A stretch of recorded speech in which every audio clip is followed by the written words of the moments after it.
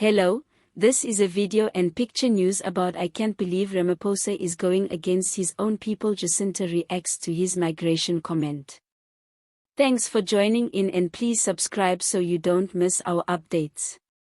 Stay with me till the end to see the sources and verify for yourself.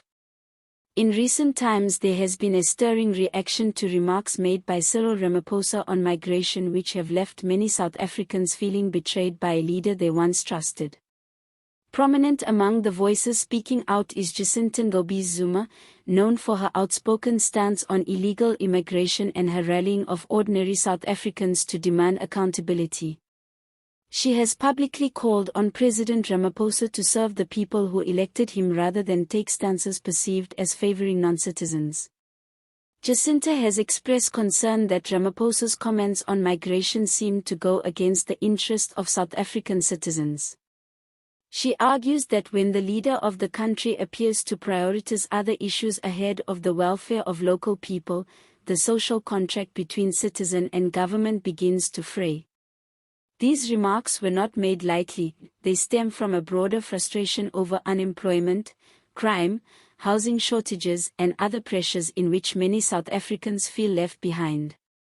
What particularly triggered Jacinta was the idea that migration and foreign nationals should receive favorable treatment, or at least be allowed to occupy spaces in the economy and public life that many South Africans feel are meant for them. She emphasized that ordinary citizens are watching with deep concern as they see their opportunities vanish or become more difficult to attain, and believe that leadership must reflect their realities. Her message to Ramaphosa was sharp: if you cannot put South Africans first, perhaps you should step aside. From the government side, the narrative is more complex. President Ramaphosa and his administration have argued that migration policy must balance national interests, human rights and international obligations.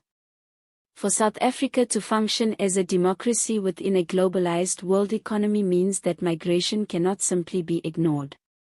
But to many citizens this balance appears to have tilted in a direction they feel is unfair and unresponsive.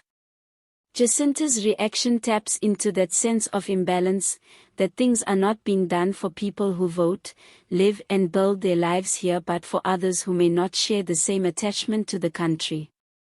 For everyday South Africans, the implications are significant. Unemployment remains high, especially among youth. Housing availability is stretched. Public services are under pressure. Many people feel that foreign nationals are taking jobs, operating businesses in areas they would prefer, or becoming competitors in markets that were traditionally theirs. When the leader is perceived to be soft on these issues or to shift focus away from core constituencies, resentment builds. Jacinta is voicing exactly that frustration, saying ordinary citizens feel abandoned. On the flip side, migration experts warn that scapegoating foreign nationals is not the solution and may worsen social cohesion, but that doesn't erase the emotional reality of many citizens. Politically, Jacinta's reaction is significant. She does not represent a traditional opposition party but emerges as a grassroots voice. The fact that she directly criticizes President Ramaphosa, while framing her argument in terms of service and duty rather than ideology, puts pressure on the president in a way the usual political tussles may not. It forces the question: is the president listening to the people who elected him, or is he listening to other forces and interests? By calling him out publicly, Jacinta ensures that the issue becomes harder to ignore. It also challenges the ANC leadership and its messaging around migration, citizenship and national service. Looking ahead, we might see more commentary from Jacinta and like-minded voices mobilizing ordinary South Africans to demand clear policy, stronger enforcement and prioritization of citizens' needs. The government may feel compelled to clarify or revise its migration stance, or at least reassure citizens that national interests are being protected first. This may also become a theme in upcoming local or national elections. Politicians and influencers will hold the line that if you vote, you should see the results in your daily life. Jacinta's tone and message are direct and relatable. She connects with everyday frustrations, describing issues like sponsor shops, job competition, housing stress and overburdened clinics to make her point. These are real issues for many South Africans. She does not shy away from saying that foreign nationals may contribute to these strains, whether or not data fully supports that claim. What makes the debate charged is that factual nuance meets emotional reality. Jacinta acts as a frustrated citizen turned communicator, asking the president if he was elected to serve the people or follow policy rigidly. The social cohesion aspect is also critical. Citizens feel left out, unheard and uncared for. Migrants may feel threatened by public discourse that singles them out. Leadership in such moments must protect national interests while maintaining dignity and fairness. Jacinta's reaction magnifies this tension by making visible what many feel but may not say. It forces a question of how migration policy, human rights, public service delivery and citizen satisfaction can be balanced in a coherent vision for the country.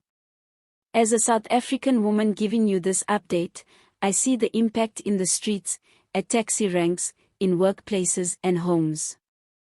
People ask, is our elected leader on our side, and what does that look like practically? Is it better service, fewer job rejections, fewer broken promises, or feeling moved to the back of the queue? That is the core of Jacinta's critique. She wants more than words. She wants action. She wants leadership that delivers for the people who put the president in office. Thank you for watching. Please click subscribe if you haven't already so we can continue bringing you updates like this. Stay informed, stay grounded, and always check the facts. Watch until the end to see the sources and verify the story yourself. And now for a lighter note, sometimes leadership feels like cooking a braai. Everyone expects it to be perfect, the fire hot, the meat sizzling, no smoke, no neighbors complaining. But if you leave the coals unattended and the chicken burns, don't blame the guests, check who's minding the grill. So let's hope our leadership keeps an eye on the braai and that citizens aren't the ones getting overcooked. All images used are for illustration purposes only. Sources: Sunday World, IOL.